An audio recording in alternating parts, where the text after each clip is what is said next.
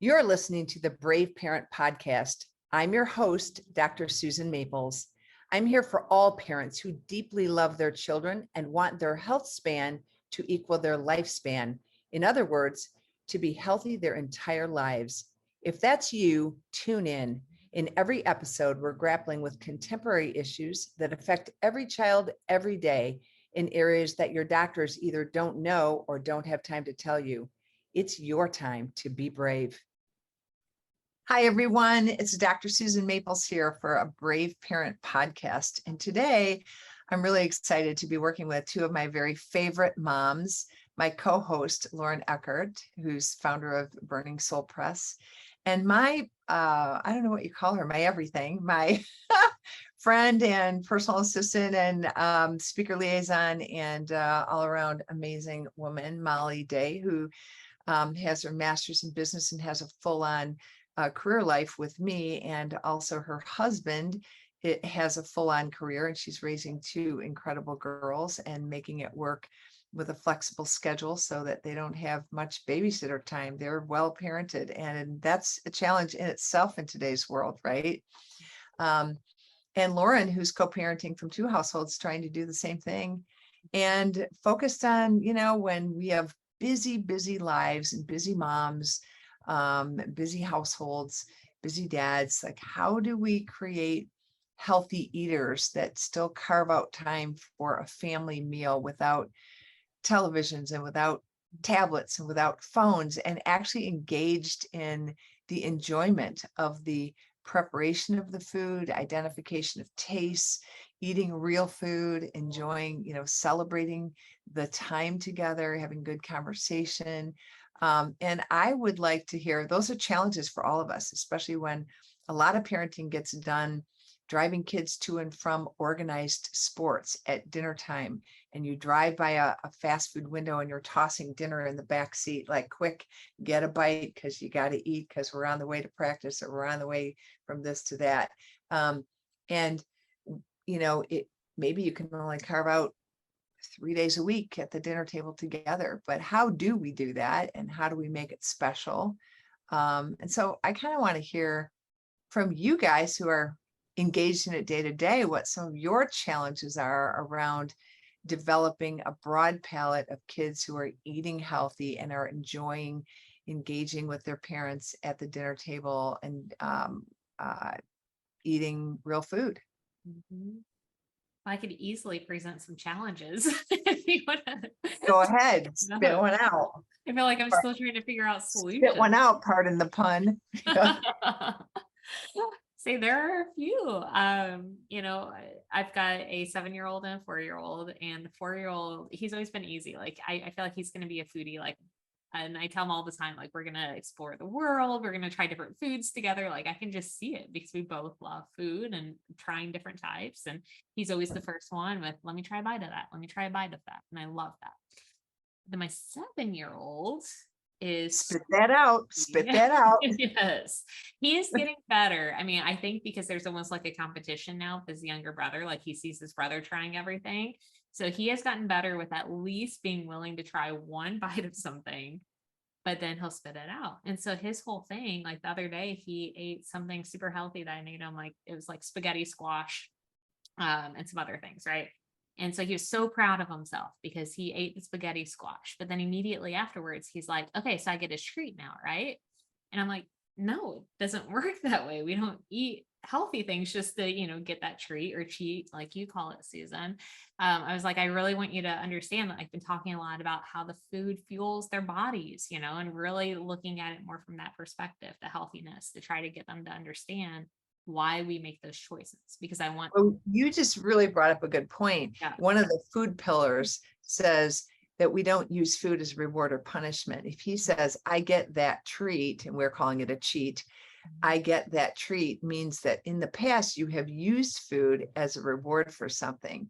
Mm-hmm. Instead of saying, I get 5 minutes of extra reading time with you tonight, right, Mom? That might be a good bribe. We all resort to bribes. Yeah. But when we use food, it gets tricky, right? First 5 years of his life before I met you and learned otherwise. There you go. There you go. It's instilled in him. And so it's breaking a lot of those habits But the other challenge we run into is that here in my household, we keep a lot of sugar out of the house, right? It's a lot of those healthier options. It's primarily veggies lately. He doesn't have that at his dad's house. It's a totally different way of eating. A whole other challenge, isn't it? Yes. So I'm trying to break those habits here, but they're not. Let's take both of those. Molly, describe to the listeners what the Polite Bite is about and why we do it, because you've raised your kids this way. Molly's a foodie too, and her kids are very explorative in terms of food. Yes. Well, a big thing for us is we don't create separate meals for our kids. So they're going to be eating and dining what we're having. So right from the get-go, it's not a restaurant. Like, this is what's for dinner, and this is what we're having. And so I expect that my kids are going to be trying everything. And so the Polite Bite is to try a bite of it, try it. And she's done that, of course. Just from the get-go, yeah. Molly's been my patient since she was 4. And how old are you now? 41. 41. So we've been knowing each other a long time. So she's grown up with these rules, and we call them the food rules before we call them the food pillars. But that was a Lauren Eckhardt thing, right? So we shift that name. But we have a clear understanding from the literature that it takes an average of 7 tastes of a food to like the food. And Rob Lustig actually said it's 14 times for a savory food, for foods that are not as palatable. So if you're thinking about things like mushrooms, what may take more than 7 times, or I'm thinking of things I didn't like when I was a kid. Tomatoes, some kids love them, and for me it took a while, right? And I also have taught them there's different ways of preparation of food. They might not have liked it sauteed, where they might like it blanched or in the oven roasted, or there might be a different way of preparation that they like it better. So I love that. And for the record, I mean, ever since learning that from Rob, the 14, I was telling my 7-year-old that too. I was like, bud, it's going to take probably about 14 times of trying this before you really like it. And he loved that aspect. It was like eggplant that we were doing the other night. He's like, okay, so it's been 2 different times now, right? And I'm like, yeah. He's like, okay, 12 more times. I'm like, yeah. He loves math. And I remember Hunter when he was little, we were eating cream of wheat, which was his favorite breakfast cereal. And it's basically just served with it's prepared with a little scant of salt. And we served it with a pat of butter and a little bit of whole milk on the top. And he just loved it. And he called it lumpy cereal before he could pronounce his L's. It's a lumpy cereal, and he liked it lumpy. So he says to my nephew, who was 4 at the time, and Hunter was, I think, 3, and he was saying, oh, you're going to love this. It's so good. And he took one taste of it and said, oh, what is this? And he says, it's Wumpy cereal. I can tell you don't like it, Daniel. Just take 6 more bites and you'll like it. Oh. And I was like, oh no, honey, it's 7 bites over time. But the whole idea that we're training their brains, that we're using neuroplasticity, the fact that we can rearrange our preferences around what we habitually eat if we keep trying it. And Hunter never counted like, oh, this is my 4th time. I'm done when I'm at 7, right? That's an average. And we have to teach, what does an average mean? It means the average person. So like, it might take 3 bites, it may take 1 bite of chocolate cake to like it. It might take 17 times for something like miso soup or something like that, right? I don't know. I'm picking something out of the blue. It's something healthy, but anyway, keep going, Molly. How has that worked for you with your for kids? us? It's been not a problem. Thankfully, I've just introduced them to so much from birth. I notice it more with friends when they come over for dinner. And the crazy thing is my kids will kind of give them a forewarning. My parents are, big foodies, and they'll make crazy things. You're going to try things that are different. And I just ask the kids that are guests at our house, you just need to try it once, please. Give me a polite bite. Just try it and see what you think. And often they like it. And so I'll share with their parents, they tried this today and they thought it was great. And they're just like, how did you do that? So it's a good chance, a good way to share that polite bite with a community, because really ultimately what we're trying to do is increase the diversity of foods. Remember from the Digest chapter 3, to increase the diversity of the microbiome in the gut, which is really, really good for reducing allergies, autoimmune problems, gut problems like irritable bowel syndrome and everything. So, all of the gut issues that we see today. Yeah, I had a friend's mom say, what was the green stuff that they were trying? I'm like, guacamole? My kid loved it. How did you make it? So, just sharing recipes and fun things like that. So, It's amazing that Megan was commenting that, her kids were eating avocado right out of a shell at one of their games. And one of the kids came up, what is that? Like, never seen an avocado. So, yeah. it's kind of interesting. So what other challenges, Lauren, you were saying 2 different households. What are you thinking about in terms of, this has been a more recent change for you, but what are you thinking about in terms of coordinating 2 households between you and their dad? We've had conversations before. I mean, I frequently bring up, a lot of information I get from you and some of our podcast episodes as of recently, especially. I've been so excited about, I've been sharing pieces with him as well. But of course, I can't control what he does in the household. So for me, the most important part and what I'm continually trying to work with the kids on is they have to be empowered, right? To make those choices for themselves. Sure. They have to want. And so I'm continually trying to tell them why it's good for them and pay attention to how better your stomach feels, how better your heart feels, right? How much more energy you have. Like I'm continually trying to make them more and more aware of those things so they can make the choices, because they're going to have to make the choice at school, at their friend's house, everywhere else too. So On our next podcast, we're going to have Hunter on, and I'm anxious to hear my son talk about when he first associated good health or good feeling good and good sports performance and good academic performance with what fueled his body, because that message got in there pretty young. And I'm anxious to hear his take on that, because he was pretty, strict about his diet even growing up, but not hyper strict, but he knew what he was doing. When I think about trying to coordinate with another co-parent, because I co-parented also, I think it's important, no matter what discord you have going on in your life, that you continue to say, like, who's the number one person I love in the whole world? It's my child or my children. And guess what? I hope you can say the same thing about your ex-partner, the dad or the mom, or the ex-partner of this child. So one of the things I think is important is when you communicate with them, communicate not just your complaints about the child or the problems you're dealing with or the complaint about the spouse, but the celebrations. So Molly brought up a good point that she calls the other parents to say, oh, by the way, they love guacamole. They tried that today. To be able to celebrate, like, I'm really excited that we made a real headway today, because your 7-year-old who's picky might all of a sudden like, spaghetti squash with marinara sauce on it tomorrow. And you can say, we have a new favorite food. I'm pretty excited. I thought I'd share it with you. It's pretty easy to make if you're interested. And also the Brave Parent book and the food pillars, to be able to say, I would love to take a project with you if we take one of these food pillars a month and really make sure our kids know it and that we're on the same page, so that they're feeling like they're getting the same message from both households, because it's important to you that they're healthy. It is for me too. Yeah, I love Those that. kinds of messages. Yeah, I absolutely love that. And I don't know if this is related to it, but I would say one of the big ones that we're really facing lately, again, with the 7-year-old, is he's got a very big sweet tooth. And again, I mean, I keep things pretty limited here. But what we've discovered is that he, and this happens at his dad's house too, is continually stealing food and sneaking it to his bedroom.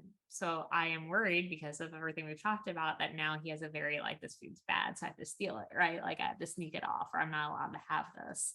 A sweet tooth is a very polite way of saying he has a sugar addiction.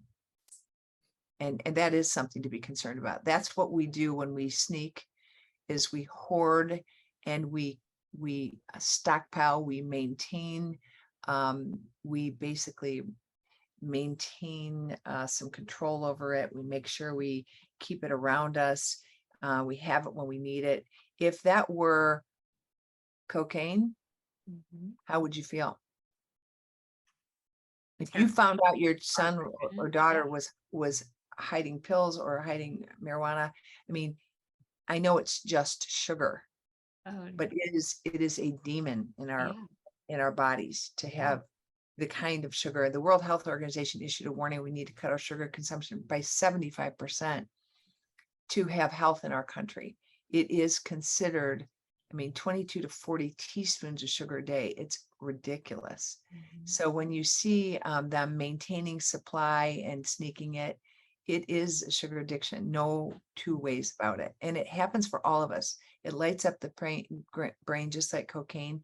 When you introduce a cocaine addicted mouse to sugar within 3 days, if they're out of the trap for 1 minute, guess where they end up going? To the sugar. It's very, very poignant that we deal with that.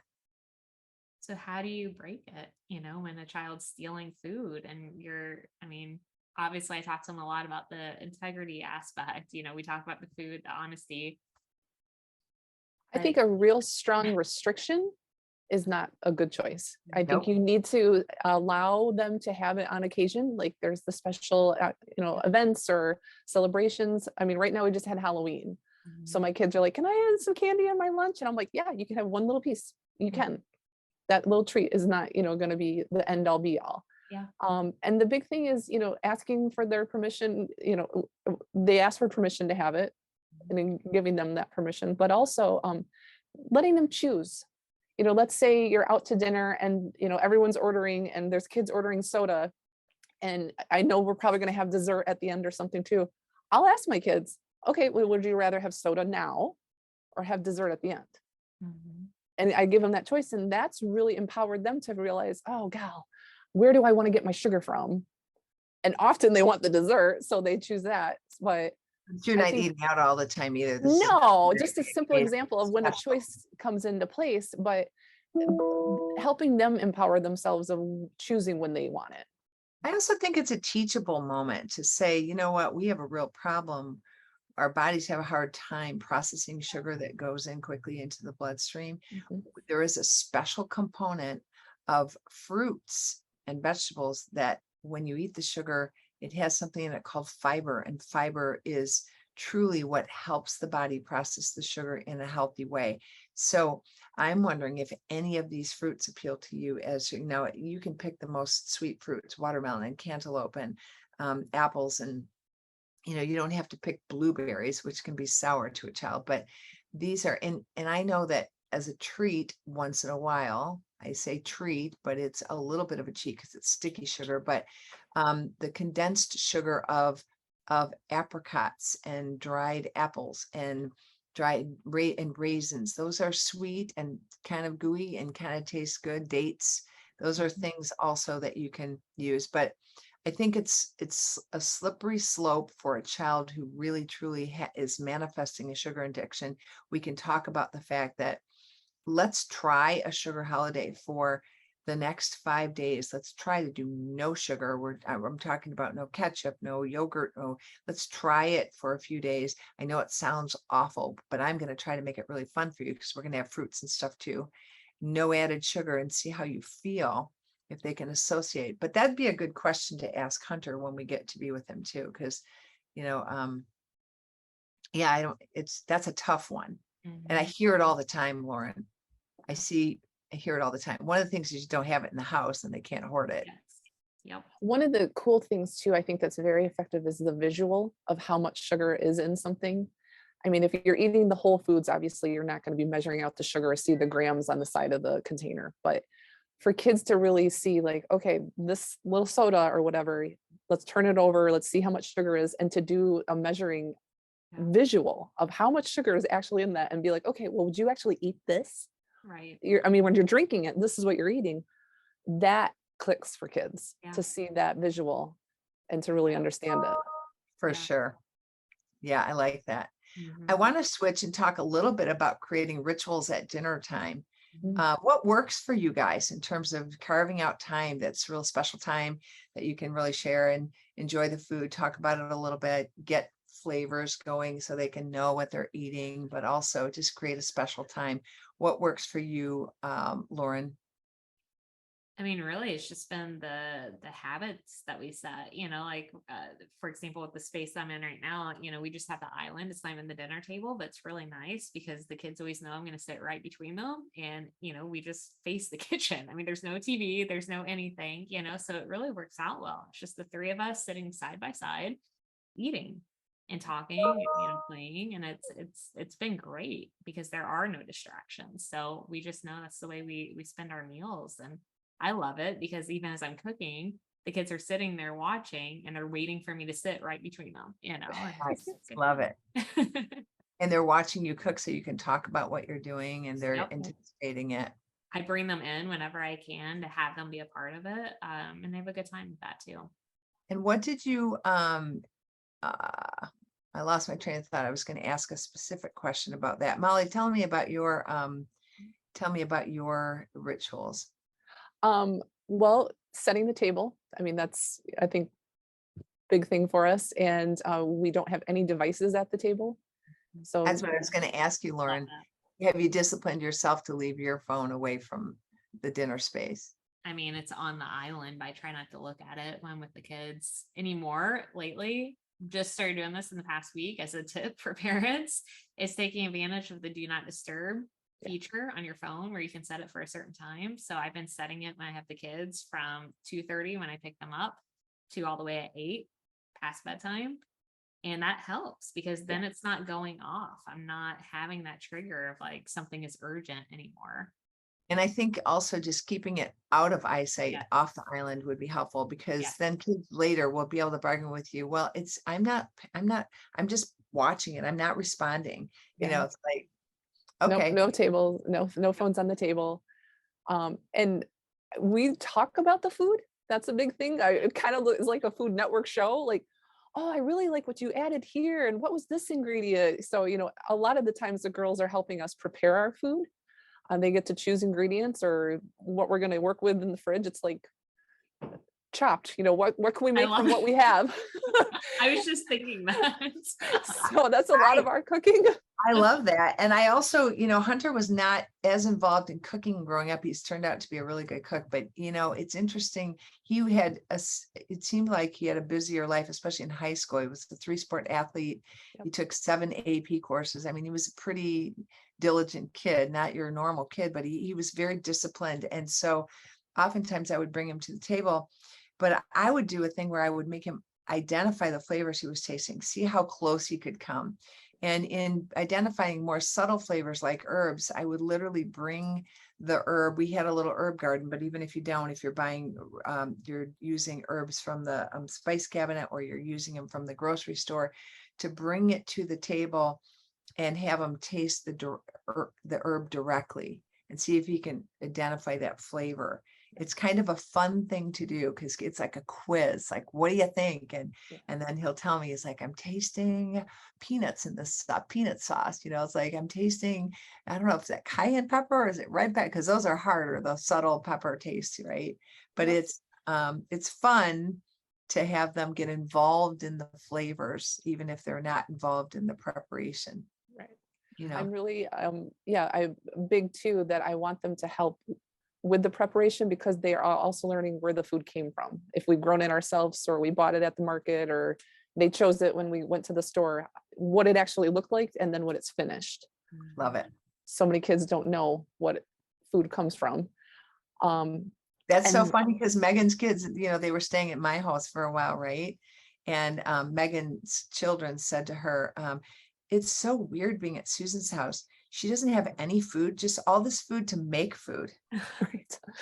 He's like, I look in the pantry, I look in the kitchen, it's full, but there's no food to eat. That's funny. I love it. Yeah. And I mean, the table really is the most important piece of furniture in the home. Wow. And it's just where so much more conversation and questions. I mean, if I had a camera on our table, the conversations, the questions they ask, you really have full attention there. That's why it's nice to carve that time out. Yeah. And try to figure out a time to sit together, even if it's late after practice and we sit down for a healthy snack or something together, a time to carve out where you can really just be together. And I thought the table setting was really cool. I'm a little bit of become more of a ecologically responsible. I really don't like wrecking the earth. I put cloth napkins out, and then in clearing the table, Hunter would just drop the napkins right in the washing machine. So when the came through. I mean, these napkins were washed frequently and they're just folded and put away. And I really like the idea of just lighting a central,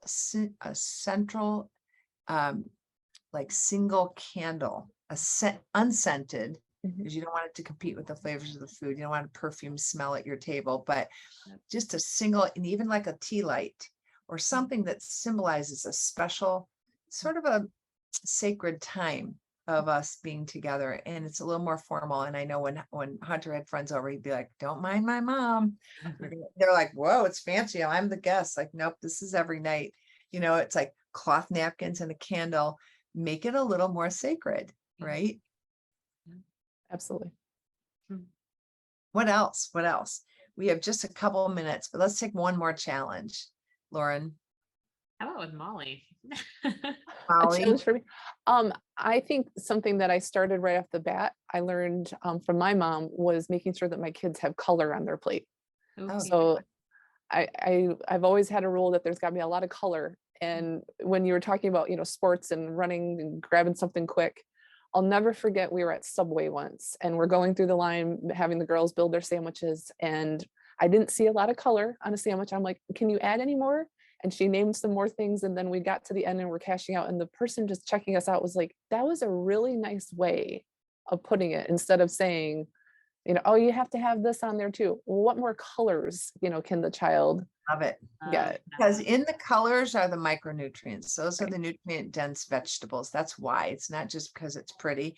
And also, we're not talking about blue Gatorade and hot Cheetos, not those colors, right? Right. We're talking about colors in produce, colors in whole foods. And I think that's a really important part. And when we get to a chance to talk to Hunter, I want to ask too about how he reconciled with fast food, because Subway was one of those places that if he had to go, he'd go. Chipotle was another. We'll talk about like, how do you choose fast food when you have a life that sometimes dictates that you're hungry and you're on the road and you're, busy, and how did he make those choices? And Molly, you're teaching your kids how to do that. We select whole foods, right? Even if we're going fast food, we're trying to look for a place that would help us try to stay on track with that. Yeah, I love that color aspect too, Molly, because I feel like that would be such a fun one for my kids to implement, so it's like a fun challenge. Yeah, like even grocery shopping, we got to find something that's this color, and they can find something new or that they love already, and then they like grab that, put it in the cart. And so I love that. One little tip was for me, is when Hunter was really young, and Molly knows this because I've done this with her girls as well, is I take a tablecloth out that's relegated to just, it sits in the kitchen. It's just a plain white cotton tablecloth, and I put it on the floor, and we get on the floor and have an extension cord for the KitchenAid mixer. If we're going to make cookies, or we're going to make granola, or we're going to make anything, we can special like birthday treat like chocolate dipped strawberries. We get on the floor and do it together. That way you're not having to like watch over them on a step. I mean, we're talking pretty young. You can also make, you can do crafts down there. And when you're done with it, take it outside, shake it off, and put it in the washing machine and fold it. It goes right back in the kitchen, so that kids really get involved. And it's funny because during one of our Instagram preparation days, we did that, making granola with Lucy and Alice, Molly's two girls. And then later they were like, we want that granola recipe. It's like they loved just being involved in it and eating it and making it and seeing it all come together. And it was a new flavor for them. That particular granola was an almond granola, and they loved it. And so, of course they get excited. And then if you make it and give it as gifts to friends or family, it's like, we made this for you. So it's fun to get kids involved in that. Yeah. Well, I think we're almost out of time. What do you want to do? A final, anybody, question, problem, dilemma, Lauren? Wrap. I think those were my main ones. That was my, yeah. Yeah, that's it is challenging. It's challenging for all of us. And if you have questions that I can answer personally, or any of us can answer personally, don't be afraid to reach out through Be a Brave Parent website. And we're happy you're part of our podcast audience and part of our Brave Parent culture team. Yep, tribe. So looking forward to seeing you next time. Thanks for listening in. Bye. Bye. Thank you for listening to the Brave Parent podcast with your host, Dr. Susan Maples, author of Brave Parent, and Lauren Eckhardt, founder of Burning Soul Press. Be sure to leave a podcast review and grab your copy of Brave Parent on Amazon or Audible or wherever you choose to buy your books. Bye for now.